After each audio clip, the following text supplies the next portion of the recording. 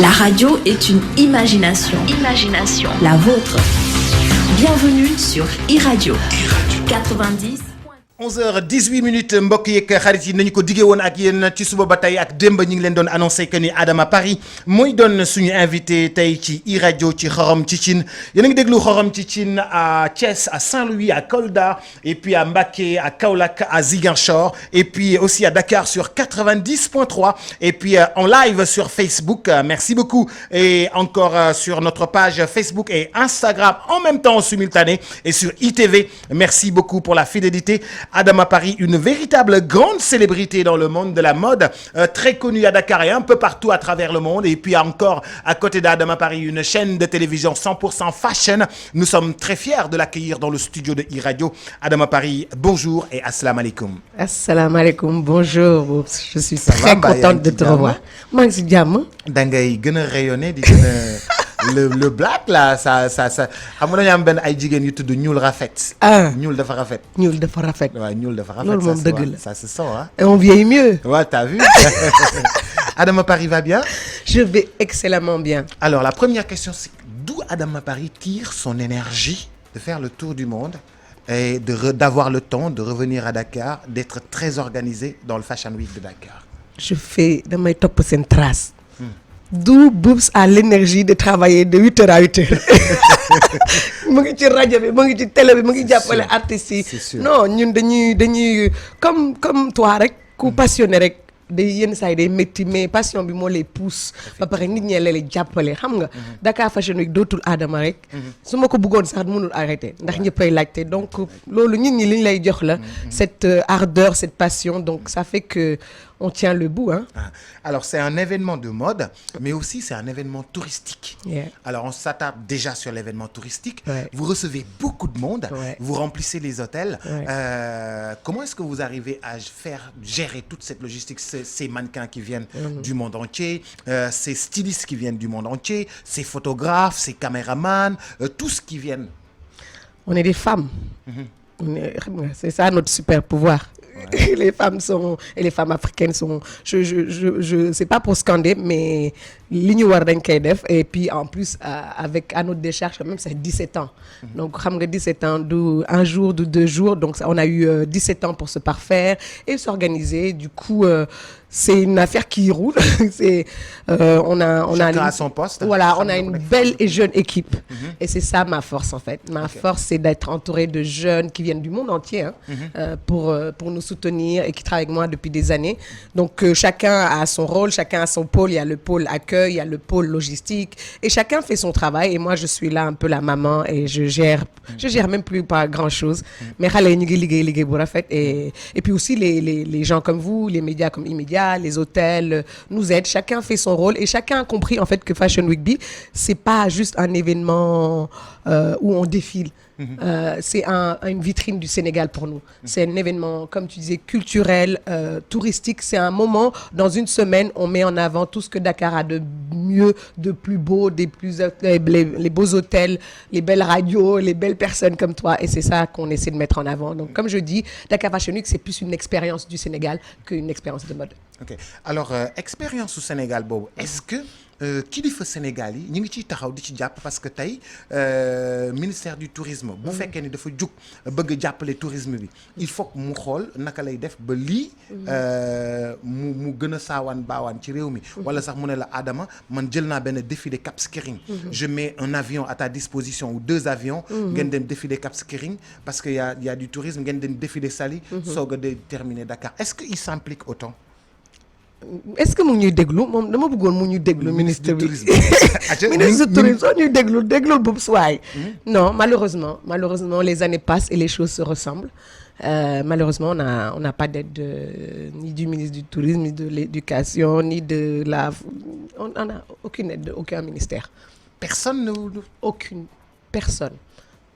Mais comment est-ce que ça s'explique parce que en fait cet événement qui attire xam nga du ma taxaw ci rajo bi di wax loo xam ne du noonu. waaw xam nga ku la jàppale tamit soo ko waxul doo góor Et j'ai aucune raison de dire qu'ils m'ont pas aidé s'ils l'avaient fait. Et j'ai aucune raison aussi de dire que, voilà, je suis pas là pour casser du sucre sur leur dos.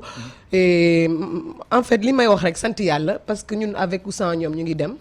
am na ñu bëri fii la ñuy fekk te fii la ñuy bàyyi. parce que 17 ans ñoom ñëpp gis naa leen ñuy fii la di dem ak ñëw. dëgg la donc régime bu ne jaar na fi donc ku ñëw jàppale ñu l'année dernière la présidence nous a donné une petite enveloppe. Voilà.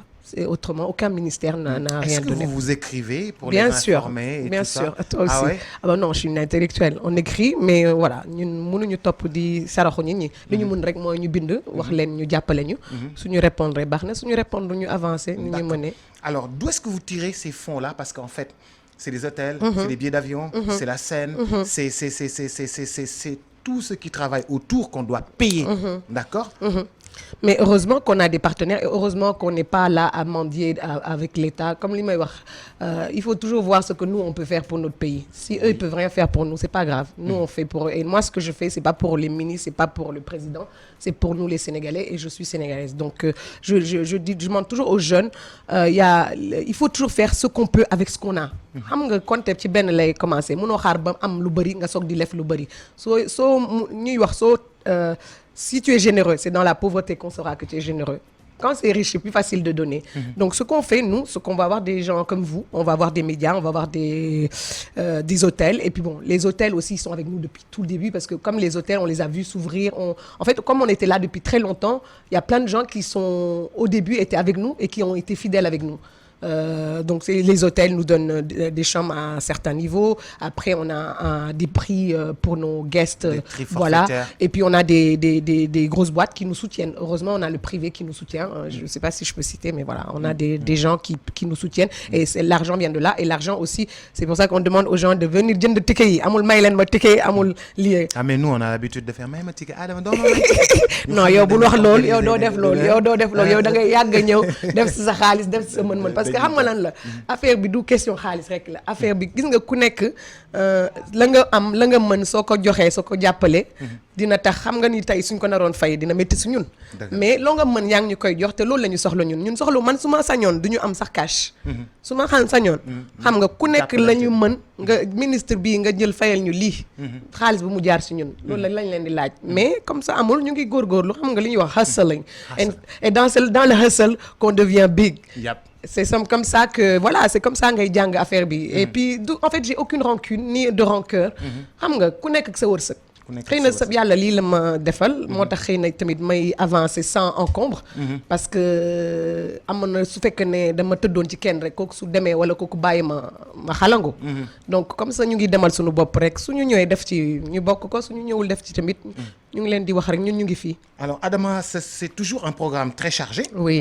Dakar Fashion Week. Alors lan mooy doon programme bi tey dina commencer déjà à partir de ce 5 juin. Ouais. À partir de ce 5 juin dina am vernissage ou exposition. Rosie de Palma. Rosie de Palma. C'est une actrice de Almodovar très très connue dans le monde. C'est une Espagnole qui est une amie et qui vient me soutenir aussi. Et elle est en même temps artiste. Et voilà, loolu ñun dañ ciy mélanger tourisme et art bi. Et elle fait un vernissage aux galeries qui est une galerie créée par une de mes petites, Océane Arati. Moom tamit une petite qui a commencé avec moi, elle avait 18 ans. Maintenant, machallah, elle a je pense 27 ans. Et qui donc voilà, ñu ngi avancer. Et là ça met fashion with art. Fashion and art together. Et ça voilà, ça nous limite pas que c'est rek ci ay yére ak défilé. Ce qu'on fait c'est beaucoup plus grand que ça.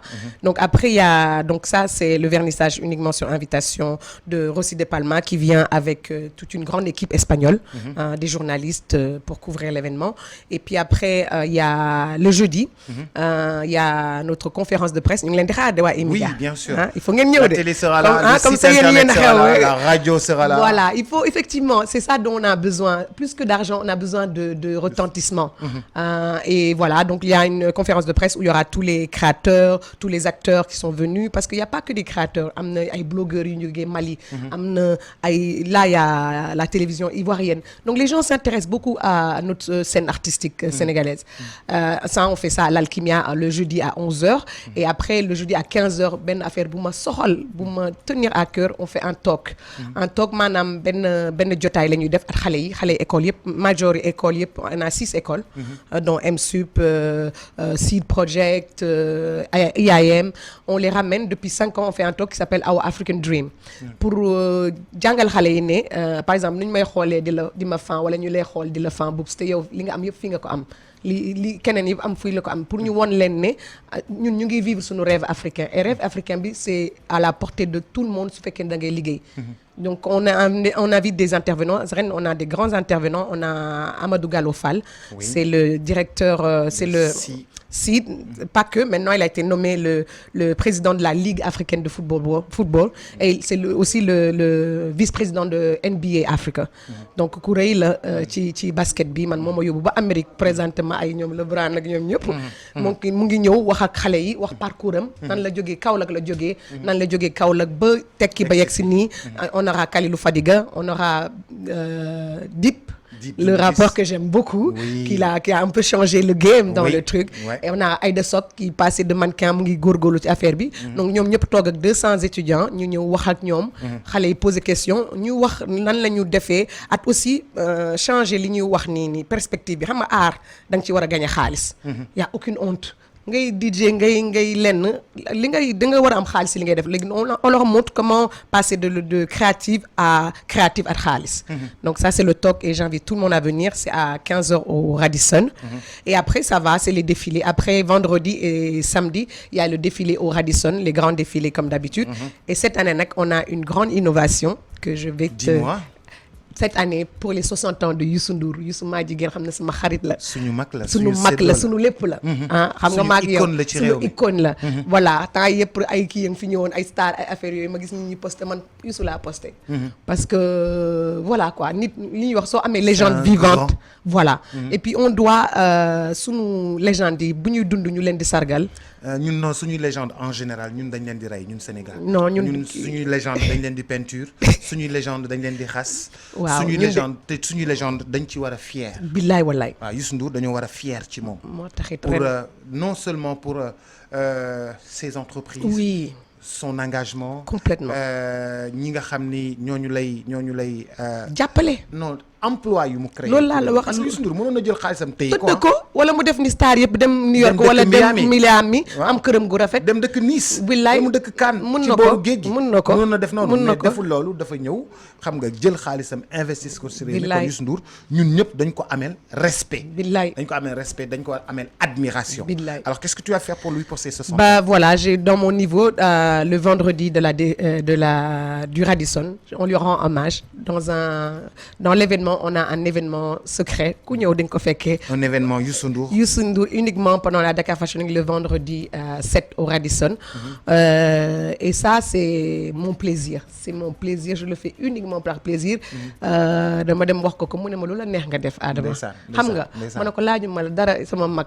mu ne ma xoolal lu la neex nga def loo ma soxla nga wax ma ko. xam nga kooku yoreloo ko dara. ba pare Youssou ñun ñëpp on était là ça fait comme depuis que je suis arrivée on est dans le métier. mais écoute et moi Youssou, je fais son Bercy depuis 2000. non toi c'est son petit toi. ñun ñëpp ay petit yam lañ. donc koo ñëw xamante ne ku nekk ci vie ku nekk fii ni Dakar am nga foo ci jaar ak moom. kooku mënuñ ko juste rendre hommage et tu sais que c'est pas dans mon habitude de bien sûr tresser les lauriers. voilà et puis même de mettre sous le patronage machin je fais pas ça mais lu ko jar a ko jar ak ki ko jar a ko jar et donc Youssou est sans aucune obligation de sa part on lui rend hommage. Nous lui devons ça nous devons lui rendre hommage. nous devons l'accompagner sur ses projets le soutenir. et am na yeneen yuy ñëw. am na beneen affaire bu ñëw ak Tafa Diop mu ngi ci jàpp. oui Tafa voilà mu ngi ci jàpp affaire. mois bi daal lamb bi waaw kon nag wax nañ ko. lamb bi yëpp xam nga et je remercie aussi Tafa parce que initiative bi rafet na. et mu ñëw nag boole ci ñëpp. ma ne ma Adama il faut ñu def lii keneen ne ko il faut ñu def nii. donc merci aussi xam nga parce que ku lay jàppale di la sotti xel tamit. il faut nga remercier ko. dëgg la donc après bu ñu defee loolu vendredi après samedi il y a le défilé là voilà et il y a toujours plein de monde le samedi tout le monde bien habillé comme Boubs. ñëw xam nga. dañuy xool ci Adama. ñëw Adama moo yore solo yi. et cette année malheureusement on fait pas le défilé de la rue manque d'argent malheureusement mais yàlla baax na l'année prochaine dinañ ñëw donc dimanche on sera juste au Cosmos. avec un brunch avec que ñi ñëpp mën nañ ñëw gis sunu VIP sunu stars yi ñëw passer le dimanche avec nous. Et à la fin du dimanche, il y a toujours au Fives. White. C'est l'une des toujours nos belles soirées, White, qui finit la Dakar Fashion Week. Attention, il y a une autre soirée le vendredi, je ne vais pas oublier, au Kings. Alors, loolu yëpp programme boobu yëpp au cœur de Dakar. Dakar va vibrer au rythme de la mode et aussi des arts. D'accord, et aussi des hommages. Des soirées. Ça veut dire que le week-end appartient à la mode à Dakar. La semaine. Parce qu'on commence le mercredi et on finit le dimanche. Et ça a toujours été comme ça. Il y a plein de gens, et sans prétention, là, je suis à la radio, tout le monde nous écoute, il y a plein de gens qui font coïncider leurs vacances ou qui viennent pour cette période-là. Et ça veut dire beaucoup pour nous. Comme on dit, it mean a lot to nous. Et sant yàlla. Et les gens viennent, les gens sont toujours bien habillés. Affaire bi doon lu graaw man yenn saa damay toog ma ne waaw. xam nga def recul Dakar génn nañ de. waaw nga ne waaw Dakar génn nañ. non ba pare doo ñëwee fii nii da ngay kontaan. parce que sa gan boo ñëw danaan yow fii nit ñi rafet nañ de.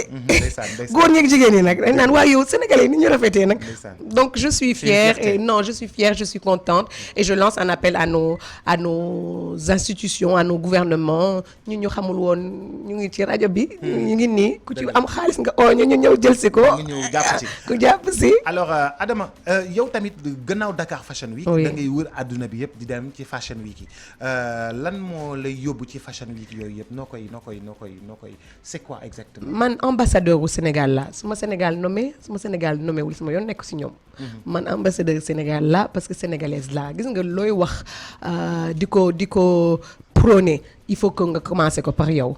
Donc quand je dis aux enfants, aux petits, aux jeunes là que on vit notre rêve africain, c'est pas un petit mot.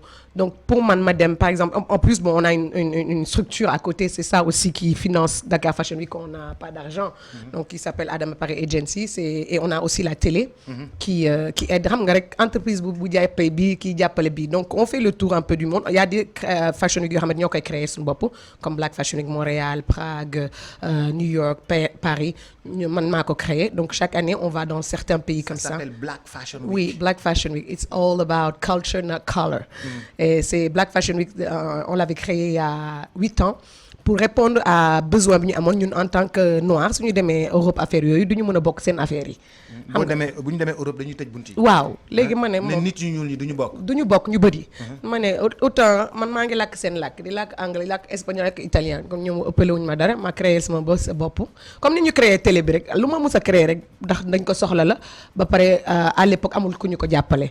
donc et ça a marché on a eu des hauts et des bas mais yàlla mu ngi sutura ñu ngi dem ci ay pays yu bëri on a dans 3 continents différents et ça marche nit ñi suñu ñëwee machallah nit ñi fépp ay ñëw. On l'a fait à Paris dans l'une des plus grandes places et belles places, la place Vendôme, au pavillon Cambon. Donc l'autre sant yàlla léegi en plus on a développé nit ñi tamit gis suñu savoir-faire boobu. Il y a des pays qui nous appellent pour ñu produire leen comme Angola seen fashion show yi seen truc yi. Donc loolu ça nous fait de la rentrée de l'argent et ça nous fait aussi pouvoir ci télé bi ñu mën a ñëpp dañuy dem ba Bujumbura. dañuy dem ba fu nekk ñu dem fa di montrer mode bi. Ça aussi c'est comme ni ñu wax rek entrepreneuriat bi may prôné laay def xam nga tëdd nelaw moom. jeex na tëdd nelaw jeex na surtout si jigéen ñi ñun ñoo yore Sénégal. waaw dëgg la yéen a ko yenu. ñun ñoo ko yenu de. Sénégal ci kaw musóor yi la rek. waaw Sénégal ci kaw musóor yi la ne. ci kaw musóor yi maire yee ko yenu de kër goo dugg. maire yee ko yenu. non les femmes sont un pilier important de l'économie en Afrique. Et notamment en Afrique subsaharienne. Pour te le prouver xanaa déggoo Baba Mal lu mu wax. Baba Mal xam nga am la ndaanaan la. Baba Mal African woman xam nga lu mu wax mu ne. African woman. yéen kenn du yéen. billaay. bu fekkoon ni tubaab yi dañuy yeewu xëy suba. dem tool wala ñu xëy suba dem wuti ndox dem ci teen bi root ndox ñëw tàngal ko naan ngeen xam ni lépp dëgg la. billaay Baba Mal mu ne African woman yéen kenn du yéen. billaay. nga xam ni. That's why I love him. sama mbokk Haalpulaar bi. Baba Mal African woman ñoo ngi ci dellu si waat léegi. Alors Adama aujourd'hui je m'arrête un peu sur la télé. Dites-moi. Fa TV. Yeah. Alors c'est Fashion TV. Yeah. Alors on voit que fépp ci àdduna bi. lépp lu ñuy def ci fashion dafay génn ci télé boobu et yaay lead télé boobu noonu comment ça se passe cette chaîne de télévision qui est sur le Bouquet Canal et qui parle uniquement que de mode oui d'art c'est et de un culture. waaw parti pris la comme yéen xam nga ku nekk da ngay gis ne dafa am benn manque ci benn secteur nga ñëw engouffré wu fi et c'était un moment boo xamante ni ñun ñu ngi def fashion week yi ñu ngi tukki ñu ngi mais amuñoon benn télé bu ñuy jaaralee 100% xam nga mënoo Thune nga gis Dakar wala nga gis Lagos nga di amoon na vraiment manque mais télé tubaab bi sax dañ doon wane ay défilé mais seen défilé la ñuy wane donc télé bi après il y a une copine qui m'a dit mais c'est un peu raciste ta télé j'ai dit non c'est pas raciste c'est juste que man je care about my people ku nekk xam nga. ngay toppatoo. waaw samay nit xam nga bëggu sama bëggu samay nit taxul ma bañ keneen. donc la télé a pour mission de promouvoir la mode made in Africa ou made by African. donc ça veut dire la mode faite en Afrique ou faite par les Africains même télé bi soo ci gisee sax ñu wane France wala feneen ay Africains la ñu wane wala ay Noirs. parce que ñooñu ñoo soxla sunu publicité te ñooñu ñoo soxla ñu gis leen te ñun tamit en tant qu'Africain il faut que loolu tamit si lu ñu liggéey la il faut que ñu tàmm di demalante ak duggalante parce que lépp lu ñuy jëm rek dem uti ko Europe wala lenn yenn saa yi Gambie nga fii am plage yu nice yenn saa yi peut-être Sierra Leone yenn saa yi donc on essaie avec la télé xam nga mode tamit comme musique la loo xamante day dundal xol yi la.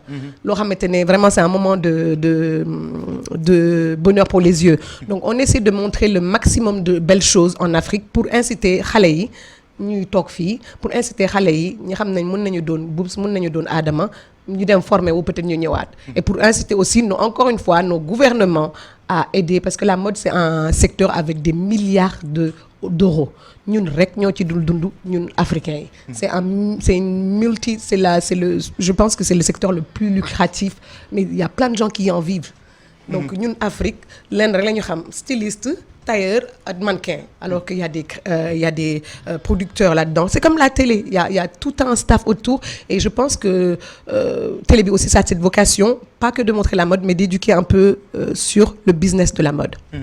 Et sur le business de la mode comment ces jeunes qui nous écoutent et qui veulent devenir des Adama Paris peuvent faire pour justement se hisser et se faire connaître et avoir une place au soleil dans ce milieu.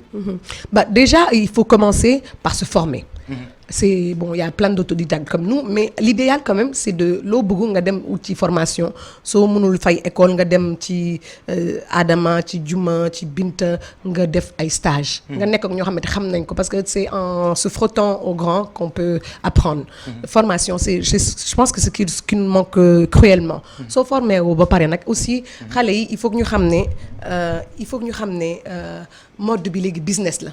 du rek ay ñaw yére taaj ko foofu taxul kenn dund il faut nga xam kan mooy sa cible il faut nga xam un peu de marketing moo tax dem école pour mode dafa xew léegi. du pour rek dañuy toog dem jàngi ko non ñaw moo tax tailleur mënul doon designer. xam nga parce que am na benn étape boo xam ne war nga ko passer il faut nga mun un peu xam lan mooy sa clientèle lan mooy sa cible lan mooy sa prix d'attaque. yooyu yëpp yoo xamante ne soo ko xamee dina tax sa business bi augmenter nan ngay par exemple présenter wu sa bopp sur Instagram nan ngay présenter wu sa bopp sur. Les réseaux sociaux parce que léegi da ngay gis ay créateurs yoo xam ne amuñ sax logo xam nga yooyu tamit c'est des choses à réfléchir pour que ñu atteindre le niveau boo xamante ne ça nous permettra d'être vu il faut prendre tous ces paramètres en jeu et loolu laay wax xale yi il faut qu'ils se forment et puis en plus seen époque bi c'est l'époque du digital. donc c'est l'époque où ils peuvent briller en étant à Kaolack à Tamba et que quelqu'un à New York puisse te voir. xam nga parce que Instagram a ngi Facebook a ngi fi donc il faut juste savoir l'utiliser à bon escient. Adama ci liggéeyu mode yow ñii nga xam ne dañuy ñëw tailleur yi nii man nga xam ne ñoom laa gën a miin tailleur bi ci angle bi tailleur bi ci angle bi tailleur bi ci nu ñuy def ba gis seen bopp ci Dakar Fashion Week bi. alors en fait ñun Dakar Fashion Week c'est une plateforme ouverte xam nga ñun rek par exemple ñun on fait un casting sauvage casting benn jour la ku mu neex nga ñëw. amul restriction. noonu la ñuy def tamit appel ku am soxla si ñun am nañu site internet parce que ñëpp duñu am peut-être moyen connaître ma directement. am nañu site internet et on fait appel à créateurs. donc par exemple du ma tànn rek kii yaa la dañuy bind yónnee seen 5-6 photos ñu xool su affaire yu rafetee ñu bind leen oo leen donc loolu tamit laay wax même tailleur yi à un moment il faut que ñu step up seen game il faut que ñuy dugg ci Instagram bi di dugg ci niveau bi. non parce que gis nga monde bi communication ko yor fi mu ne nii parce que koo xamul instant bi am nañ téléphone am nañ internet il faut que ñuy xool di gëstu xam nga mënoo nekk rek di naan da ngay ñaw rek sa atelier il faut que ngay toujours ngay sabablu pour am lu ëpp ngay mën lu ëpp ñoom tamit dama leen ñu dugg ci digital bi parce que loolu moo leen permettre ñuy rencontrer ay man ay boubs ay lii xam nga Instagram gaaw na Facebook gaaw na dugg ci internet gaaw na am na ñu bëri par exemple la majeure partie des créateurs yuy défilé ren xawma leen dañu envoyé seen kii ñu xool ne rafet na ñu bind leen ñu xool leen ñu oo leen donc ça permet que chaque année dañu jël du nouveau et tailleurs yi suñu buggee dugg ci game boobu il faut que ñu def effort ñu yëkkati seen niveau parce que ñun lu ñu bëgg mooy avancer de donc ku nekk ci suuf yow yaa ñu war a fekk si xamal ma la parce que affaire bi dem na ba noppi non déedéet du loolu en fait c'est pas pour sax prétention c'est pour que soo buggee avancer da ngay ànd ak ñu la ëpp ñu yëkkati la ñu yóbbaale xam nga parce que soo ndawee nga ñëw fekk ñu ndaw da ngeen di ànd ñeen ñëpp ngeen ndóol wala ngeen loolu li may wax nit ñi mooy sans prétention xam nga ndax dinañ ko comprendre ni ma koy waxee mooy soo bëggee mel ni Boubs da ngay dend Boubs wala ngay dem ñu ànd ak ñu mel ni Boubs parce que loolu mooy motivation da lay yëkkati ci kaw alors histoire de terminer en beauté donc Adama Paris le rendez-vous c'est le rendez-vous c'est foofu nga xam ni moom moo di déjà vernissage bi mooy doon le vernissage bi mooy doon le 5 d'accord nga xam ne art dafa ñëw fekk ci Dakar Fashion Week d'accord jeudi ñu daal di def loolu nga xam ni moom moo di conférence de presse te jeudi ci ngoon dina am aussi benn talk ñu daal di waxtaane sama African Dream man nu ma bëgg loolu nga xam ni sama rakk yeeg sama sœur yi sama rakk yu góor yi xool ci ay ñenn ñoo xam ne ay modèle lañu nga indi modèle yooyu nga xam ni kenn du leen gis amuñu jot ñi ngi nekk à travers le monde di liggéey ñu indi leen fii ñu wax ak xale yi motiver leen noonu la yow sax di nga ci ñëw yow moom dinaa la inviter parce que yow tu es une référence ici te loolu la tamit en fait African Dream du rek ku nekk extérieur ku nekk lii mooy doomu Sénégal wala doomu Afrique boo xamante ne mun na jàngal nenn xale yi nu mu jàllee ak nu mu defee yow sa xam naa sa parcours lu ñu intéressé la te loolu nag maa ngi wax xale yi Boubs dina ñëw de maa ngi koy déggee non dinaa ñëw amul non benn problème pour ñëw parce que loolu xam nga motivation la yow xam nga ba nga nekkee xale toog nga bëgg gis ko fan mu wax nu mu defee ak nan la ko defee loolu loo xamante ne du dañ ci xale yi la donc si on arrive à avoir des gens comme vous ñu toog wax seen parcours xamoo sax lan la mën a jur ci bopp xale yi dëgg la et après ñu def ci guddi gi benn after party au Kings muy doon le vendredi avec notre ami Amoudé et puis après le samedi 8 muy doon défilé bu mag bi défilé bi njëkk fële nga xam ne moom moo di défilé bu mag bi fële ci Radisson mais vendredi ci guddi aussi dañuy rendre hommage à Youssou Ndour billaay wallaay d'accord Youssou maa jigéen rendre hommage à Youssou Ndour pour ses 60 ans et pour tout ce qu'il a fait pour l'Afrique pour le Sénégal, pour le monde en général, pour l'art et la musique. En hommage à Youssou Ndour et encore merci pour cet hommage à Adama Paris et puis à Dakar Fashion Week et puis après ci guddi gi défilé samedi 8 au Radisson et puis am after party au Little Buddha foofu sama koñ la Little Buddha foofu sama koñ la et puis dimanche ñu def benn brunch d'accord pour gisee rek tàggatoo xam naa nag ñoom Petit Sélé gars yi caméraman yi xamuñu luy brunch luy brunch yéen dañuy teg ay affaires yu neex di coppati crevettes yi jaar nii dibi yi jaar nii kii yi jaar nii pombiteer yi jaar nii affaire yi noonu xam nga ñu def benn brunch et puis après ñu def benn after party le dimanche soir c'est ça au 5 noonu la au 5 donc moi le dernier appel ñëw leen jënd ticket yi moo gën ñaan bi moo gën yow xam nga Adama Paris doo ma ko jaanal benn ticket ku nekk sa 15000 sa 25000 samedi après bi ñaata la ñoom ñëpp c'est pareil c'est 25000 VIP et 15000 en normal donc voilà et en somme c'est pas super cher pour le spectacle de merveille qu'on va leur offrir donc ñu ngi ñaan nit ñi askan bi ñëw jàppale ñu parce que noonu rek la ñu mën a jàppale Inch'Allah. Ah oui, et merci à vous. Le plaisir est pour nous, Adama. On est très fiers de toi. Je suis fière d'avoir une nouvelle télé dans la scène sénégalaise. Lii tamit comme li ñu wax rek li ñu rafetloo la lu yokk Sénégal la parce que plus on est mieux c'est et plus on est plus on prend de l'espace loolu moo tax ma ne la moi je crois pas en la concurrence je crois pas en la concurrence voilà ñëpp xaj nañ ci nit mu ngi jaay jën nen da kiy jaay jën ñoom ñëpp di jaay kon lu tax mënuñu am 20 millions de télé 20 millions de radio parce que en plus c'est un pouvoir énorme xam nga télé ak rajo pouvoir la ça veut dire qu'on peut sunu on peut narrer sunu histoire sunu lu ñu bëgg mun nañ ko wax nañ ko bëggee. au lieu ñuy dem ci yeneen télé wala yeneen waxal suñu histoire comprendre nga. Donc pour moi c'est une très belle chose et j'espère que voilà c'est un très très grand avenir et j'espère que dina am yeneen ak yeneen yu ci topp. Inch'Allah fan la ñu mën a jëndee billets yi pour mën a ñëw ci Dakar Fashion Week. Radisson Blu soo leen demee ci desk bi am na billet wala sama boutique Adama Paris. am Adama na Paris Corniche. ci Corniche bi effectivement rue 23. angle Corniche. suñu koñ suñu koñ xaaral ma wax la léegi ticket bi.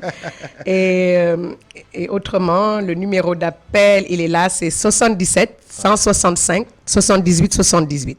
165 78 78. Voilà. Adama Paris merci. Merci. Rendez-vous samedi Inch'Allah. Inch'Allah. dinañu ñëw gunge la jàppale la wax la ni ñun suñu fierté nga boobu ba tey ñoo ngi ànd te dara ñaawul. dara ñaawul. waaw. Merci à vous tous. émission télé yu mag pour rendre hommage yaay yi et tout ça et puis la petite sœur la famille. It's the family. We love you so much Adama Paris thank you. Thank you.